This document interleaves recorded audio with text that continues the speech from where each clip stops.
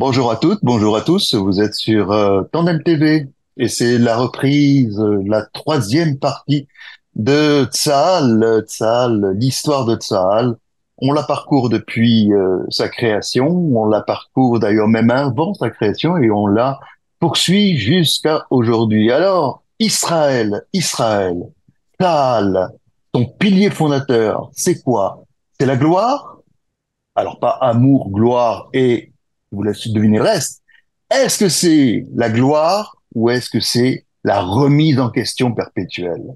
Alors Jérôme, dans Aolam Amedoubar, notre émission géopolitique, analyse et historique, mais en même temps des relations internationales, Jérôme, on a vu plusieurs choses où on s'est arrêté à la crise de Suez, qui était en même temps un acte de guerre, mais en même temps était aussi la première expérience israélienne des relations géopolitiques en tant qu'État souverain. Alors, de la crise de Suez, on parcourt un chemin incroyable, c'est celui de la fabrication, de la construction finalement de la logistique et du matériel de guerre militaire israélien, celui de Tsahal. Et on en arrive à cette fameuse guerre de 67 où là, très clairement, on peut parler de 1967, la guerre des 6 jours, la gloire pour Saal. Qu'est-ce qu'il en est? Ah, ah oui, tout à fait, Avi. Alors, ce qui se passe, c'est que 1967, c'est une guerre éclair, guerre des 6 jours qui va permettre à Israël, en seulement 6 jours, de tripler son territoire. On connaît le résultat de la guerre, la péninsule du Sinaï, la bande de Gaza, l'intégralité de la Judée et de la Samarie, Jérusalem complètement libérée et le plateau du Golan. Ce qui va être incroyable dans cette guerre de 67, c'est son début. C'est le casus belli égyptien qui va provoquer la guerre. Encore une fois, la guerre n'est pas provoquée par Israël. La guerre est provoquée par l'Égypte, même si c'est Israël qui va tirer le premier coup de feu. Et c'est cette opération incroyable de l'armée de l'air israélienne, la Mifsa Moked, l'opération Focus, qui démarre à 7h45, le premier jour de la guerre, et qui en quelques heures va permettre de réduire à quasi néant l'intégralité de l'armée de l'air égyptienne.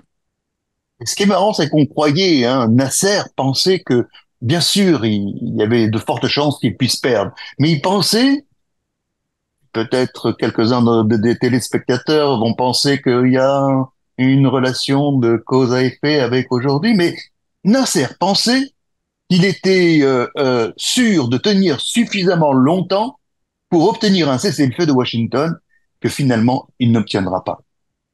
Alors, il faut rappeler plusieurs choses. La première chose, c'est qu'on est dans un contexte de guerre froide. Ça paraît très loin aujourd'hui. Certains n'ont jamais vraiment creusé cet espace historique qui leur paraît si loin, mais la guerre froide qui s'est terminée en 91 est au cœur du Moyen-Orient avec un jeu d'alliances avec des soutiens américains d'un côté, des soutiens soviétiques de l'autre, une grande alliance arabe entre l'Égypte, la Jordanie et la Syrie, et Israël de l'époque, qui est soutenu par la France.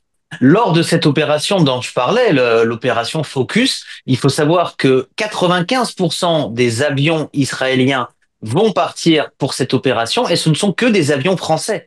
Ce sont des Mirages, ce sont des Mystères, ce sont des Fouga Magistères. 95% de ces avions vont partir. 7h, je vais raconter en 2 mots cette opération qui est incroyable parce que autant la guerre de Kippour, on en dira quelques mots tout à l'heure, c'était une opération de tank, autant la guerre des 6 jours, c'est une opération où l'armée de l'air, où les avions vont être en première place dans le dur des combats et du fait de la victoire. C'est qu'à 7h45, donc les avions israéliens décollent, 95% des avions israéliens décollent et vont mener 3 raids contre l'aviation égyptienne. 7h45, pourquoi? Parce que l'aviation israélienne savait que c'était l'heure où les pilotes égyptiens prenaient leur petit déjeuner. À l'époque, il n'y avait pas de hangar sécurisé pour les avions, donc tous les avions étaient à l'extérieur. Les avions vont voler à très basse altitude, sous les radars égyptiens et en dessous de la portée des missiles sol-air qu'avait l'armée égyptienne. Et à travers ces différentes vagues, ils vont détruire 90% de l'aviation égyptienne, mais surtout 18 bases, 18 aérodromes qu'ils vont rendre complètement inutilisables. Et de là va amené la victoire totale d'Israël, parce que sans l'aviation égyptienne, et on verra que dans les autres vagues, c'est également l'aviation syrienne et jordanienne qui va être anéantie, la maîtrise des airs va permettre de maîtriser concrètement le destin de la guerre. Et d'ailleurs, voilà encore une chose qui semble d'actualité, c'est l'aviation israélienne qui va incarner la suprématie, en tous les cas, de cette nouvelle armée qui fait irruption dans le monde, celle de bien sûr des forces aériennes israéliennes, capable, comme tu l'as si bien rappelé, c'est que elle est capable de mobiliser des sorties en nombre, de cibler très justement ses objectifs et de pouvoir effectivement revenir pour la plupart, en tous les cas, être ravitaillé et repartir. Donc on a là déjà 7 minutes 30. C'est cette- incroyable pour l'époque, mais en 7 minutes 30, ils avaient réussi à ravitailler en kérosène, en armement les avions pour qu'ils fassent une deuxième sortie.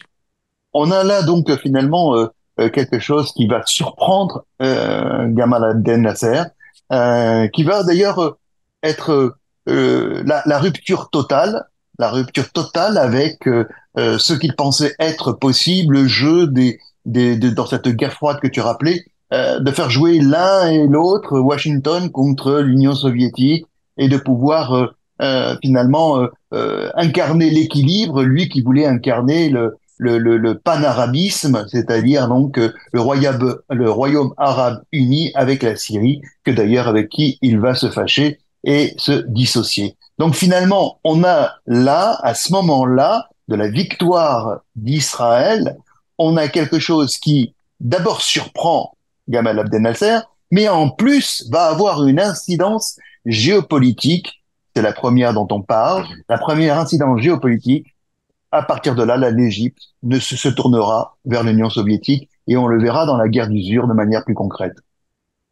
Alors, il y a ce premier changement, et puis il y a un changement très important pour Israël. Je le rappelais, c'est que la France était le principal allié militaire d'Israël, et à partir de 67, tout le monde a en mémoire la fameuse phrase du général de Gaulle sur Israël, peuple. Sûr de lui et dominateur, Exactement. Peuple sûr de lui et dominateur, la France va arrêter, ou en tout cas va officiellement se désengager d'Israël, va démarrer cette fameuse politique arabe de la France dont on subit encore aujourd'hui les conséquences, et les États-Unis vont devenir le premier soutien financier et militaire d'Israël. et il y a quelque chose qui va démarrer aussi.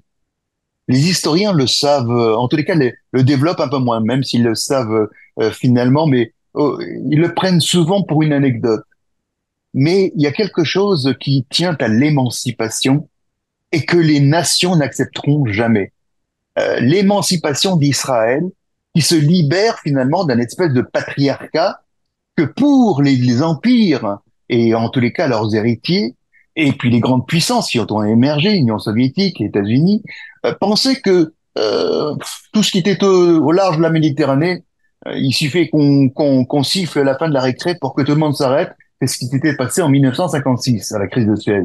Mais là, finalement, on voit la colère, parce que quand on parle de la fameuse phrase du général de Gaulle, peuple sûr de lui et dominateur, il avait demandé à Israël de ne pas intervenir. Israël intervient préventivement, mais bon, il y avait déjà eu de la part de Hammer, le maréchal Hammer, qui était le ministre de la Défense de Gamal Abdel Nasser, donc ce détroit de Tiran qui avait été bloqué. Donc le détroit de Tiran, c'est cette petite île qui se trouve au sud de l'Arabie Saoudite et au nord de Sharm el-Sheikh en Égypte.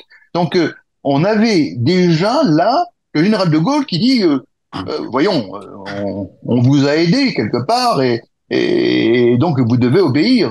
On est une grande puissance, vous êtes une puissance émergente et encore. Et puis finalement, on s'émancipe.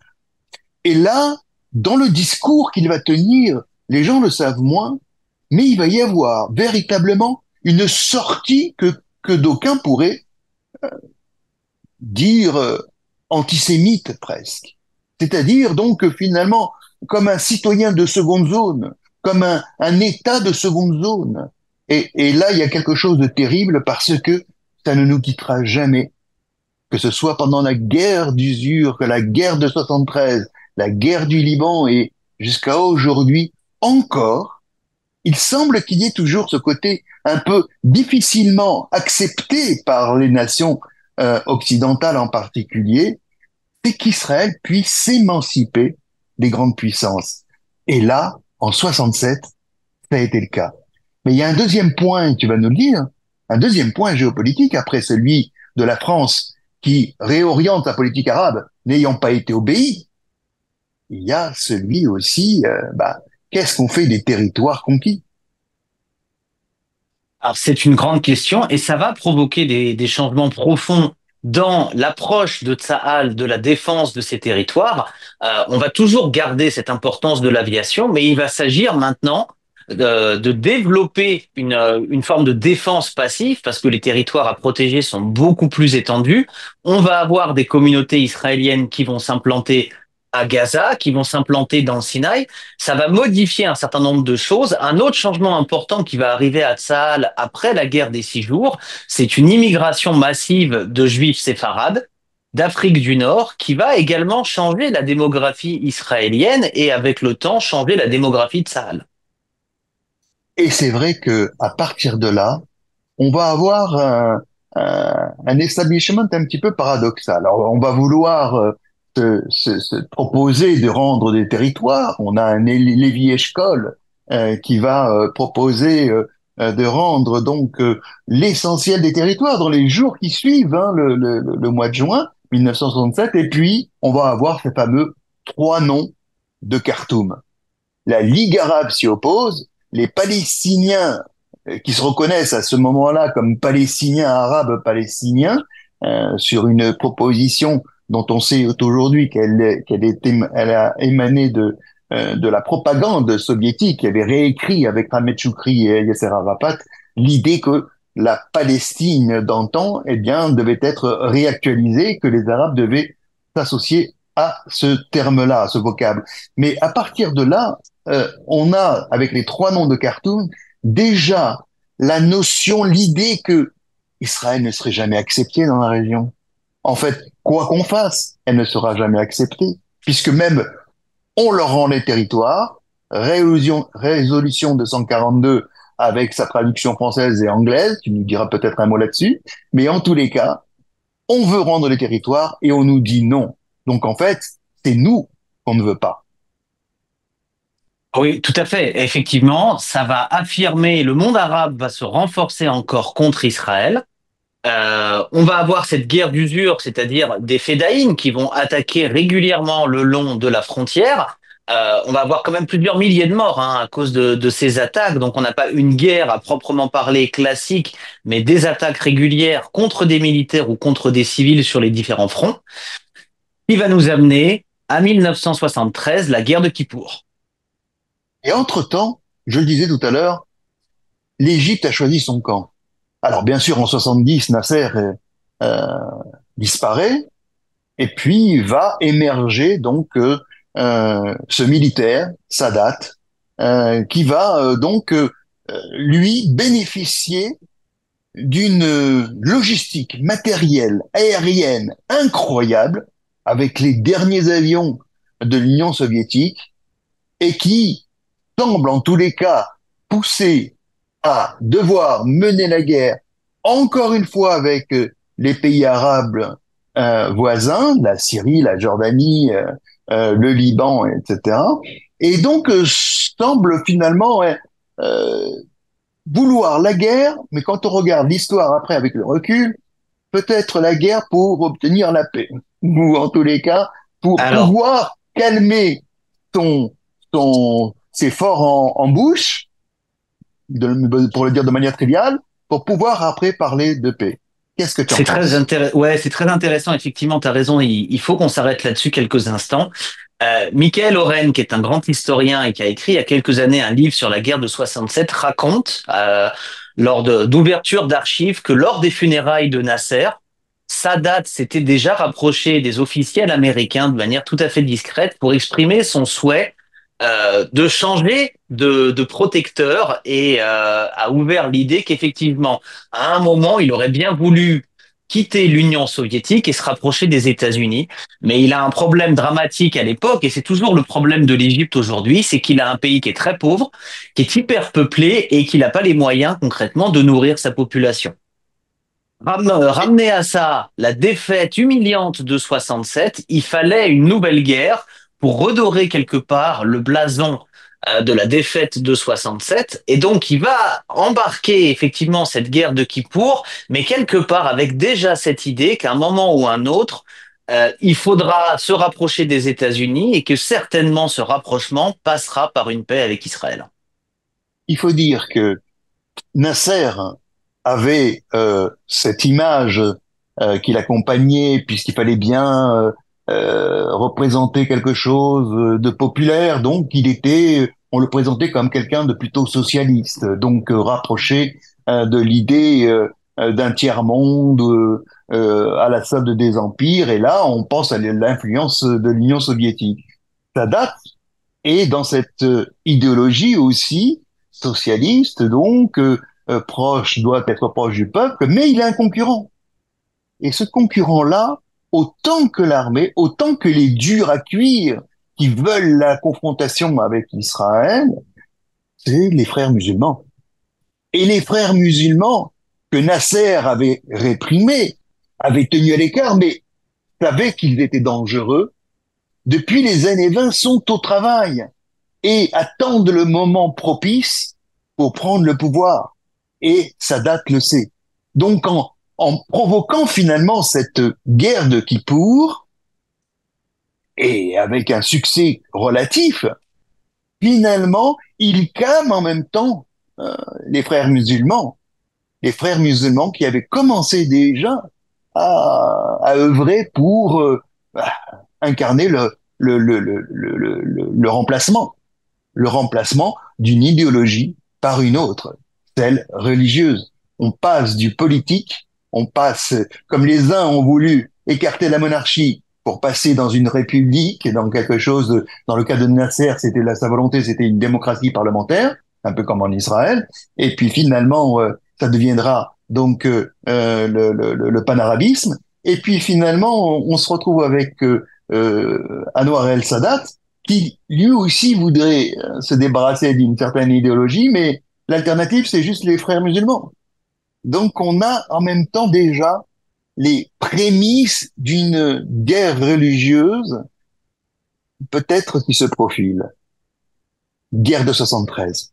Finalement, on se retrouve avec d'abord un nouvel ensemble géopolitique. Les Américains ont fini par venir au secours d'Israël, et puis on se retrouve avec en face de nous Anwar el-Sadat et le camp des non-alignés et bien évidemment comme parrain d'influence l'Union soviétique.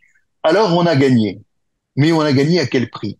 On a gagné à un prix politique très lourd, celui, bien sûr, d'une défiance de la population vis-à-vis de ses chefs, et notamment de ses héros, héros de Tsahal, parce que il ne faut pas oublier que Tsahal est la cheville ouvrière de l'histoire d'Israël, elle accompagne l'histoire d'Israël, et que 67, eh ben maintenant c'est loin. Et puis finalement, qui en 67 et qui en 73, eh bien c'est pas les mêmes. Et même si cette référence, Golda Meir, qui à l'époque était Premier ministre pendant la guerre de 73, Moshe Dayan, qui était le ministre de la Défense. Comment ces hommes-là, ces héros, à leur manière, ont pu ne pas anticiper la guerre? Là aussi, quelque chose qui tient de l'amertume, parce que ça nous ramène aussi à l'actualité. Alors 73, tu l'as dit tout à l'heure, il y avait un événement qui est arrivé dès les années 60, c'est l'arrivée des séfarades. Et l'arrivée des séfarades, c'est des jeunes qui viennent des pays arabes, qui connaissent le monde arabe, et qui vont rejoindre aussi Tsahal, qui vont faire que Tsahal n'est plus un espèce d'établissement, une colonne vertébrale ashkénaze, mais qui devient aussi beaucoup plus éclectique. Ils sont motivés, et ils sont même motivés en politique, puisque ils feront élire, ils participeront beaucoup à faire élire Menachem Begin. Mais voilà, 1982, déjà 1978, on a déjà une incursion militaire d'Israël au Liban en 1982. C'était la guerre. Alors, on va peut-être rappeler, parce que autant on parle beaucoup de 67 et 73, la guerre du Liban, c'est quelque chose dont on parle un peu moins. Moi, je sais quand j'ai étudié cette guerre et j'ai cherché des images, des informations, on a pas mal de choses. Euh, une des grandes particularités à l'époque de la guerre du Liban, et on va en rappeler le contexte, c'est que c'est une guerre qui est assez peu médiatisée. Parce que au même moment se passe une autre guerre ailleurs dans le monde, la guerre des Malouines, sur lesquels se tournent à l'époque les caméras. Et donc, on a un contexte inimaginable aujourd'hui, à l'heure où chaque personne avec son smartphone est quelque part un journaliste. C'est une guerre qui a été assez peu couverte par rapport à ce qui existe aujourd'hui. Et avec la guerre des Malouines, on a aussi un changement qui remet finalement les forces militaires euh, en question. Et on a donc 1900 avec 1980, la chute du mur. On a, pas 1990, pardon, et 1989 et 1990, on a la chute du mur. On a également donc la chute de l'Union soviétique. Et finalement, c'est ce n'est pas arrivé par hasard. Déjà, on avait des guerres qui les ont affaiblis. La guerre en Afghanistan pour l'Union soviétique, mais aussi en 79, le changement qui aujourd'hui nous pose problème en tous les cas à tous dans l'étude et dans les analyses et dans la perspective, c'est bien sûr l'arrivée de Khomeini au pouvoir en Iran. Et là, on a une autre guerre qui va se dérouler pendant cette période de guerre du Liban, c'est celle de l'Iran et de l'Irak. Une guerre absolument monstrueuse, monstrueuse qui va prendre effectivement beaucoup de caméras sur eux. Et pourtant, Israël ne sera pas oublié. Mais Israël ne sera pas oublié, et surtout pour être décrié.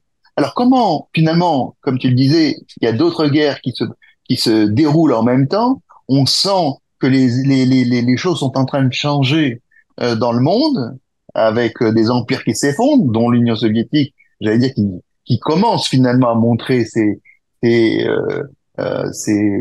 Les faiblesses. ses faiblesses, et en même temps de gros changements avec l'arrivée de Khomeini au pouvoir en Iran, finalement, on décrit Israël, il y a des slogans qu'on va voir apparaître dans les journaux tels le Goliath est devenu, le David est devenu le Goliath, etc. On inverse les valeurs, on inverse la victime, c'est celle du Palestinien, celle du Libanais, celle de l'Arabe en général, et puis finalement Israël deviendrait cette espèce d'État totalitaire, une puissance militaire aveugle qui tue au Liban et qui tue où elle peut. Et là, bien sûr, avec un point d'orgue, le massacre de Sabra et Shatila, qui va rester dans les mémoires de tous. Mais Il faut aussi pourtant, rappeler que 67, c'est une guerre défensive après les différentes agressions de Nasser. 73 est clairement une guerre défensive puisque ce sont les Syriens et les Égyptiens qui ont attaqué le jour de Yom Kippour. Les gens ont moins compris le contexte de la guerre du Liban qui avait une forme différente puisqu'il faut rappeler qu'il y a eu Septembre Noir, il y a eu les Palestiniens qui ont tenté un coup d'État contre le roi de Jordanie, lequel, appuyé par un soutien israélien, notamment les avions israéliens qui sont passés au-dessus pour dissuader les Syriens d'aider au renversement du régime.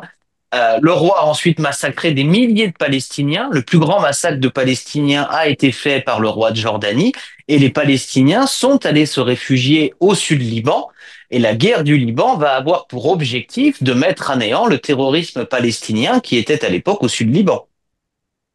il faut savoir que depuis 75, la guerre civile, donc qui a été à l'œuvre et qui a commencé à démanteler le régime libanais, le régime politique très communautaire partagé au Liban, eh bien finalement prend son point d'orgue là aussi avec cette guerre palestinienne, de ces Palestiniens qui se sont réfugiés au Liban et qui vont œuvrer finalement à vouloir faire du Liban déjà un poste avancé contre Israël. Donc on a déjà aussi là aussi une, une préfiguration de ce que aujourd'hui nous sommes confrontés. Et pour terminer, c'est aussi la réaction des militaires israéliens qui vont, pour la première fois, être un petit peu décontenancés. On va voir beaucoup à l'intérieur du pays d'Israël des manifestations monstres pour dire stop à la guerre du Liban, qui eux aussi semblent ne pas comprendre et pourtant chacun est touché dans sa famille par quelqu'un qui est au Liban. Mais cette guerre-là semble être une guerre plus sale. Elle n'apparaît pas vraiment comme défensive, alors que pourtant, eh bien, la présence euh, des Palestiniens associés à d'autres groupes de Russes, de Nabibéry, mais d'autres communautés qui vont effectivement s'affronter avec les chrétiens et aussi contre Israël, les chrétiens étant les alliés d'Israël à l'époque. Et Sabra et Shatila, alors c'est incroyable, ça nous colle à la peau alors que Sabra Shatila, si tu peux en dire un mot, Donc on disait Sabra et Shatila, c'est 500 000 manifestants à Tel Aviv, ça va provoquer le départ du général en chef de l'armée israélienne. Et puis l'autre particularité de cette guerre, qu'on a appelée un certain temps opération paix en Galilée, mais je crois qu'on n'utilise plus beaucoup cette opération pour parler de la première guerre du Liban. C'est d'abord que c'est une opération terrestre, donc on a des soldats israéliens qui rentrent au Liban, et même si cette guerre n'a pas été énormément médiatisée au niveau international, pour les médias israéliens, on a des vidéos, on a des photos, et donc on voit des blessés, on voit des morts, on a une autre image de Tsahal que celle qu'on avait pu avoir en 73 et en 67. finalement, on en revient au thème que j'ai annoncé en préalable, gloire ou remise en question. Là, on est pile poil dans la remise en question de Tsahal, avec le démantèlement qui va durer une année.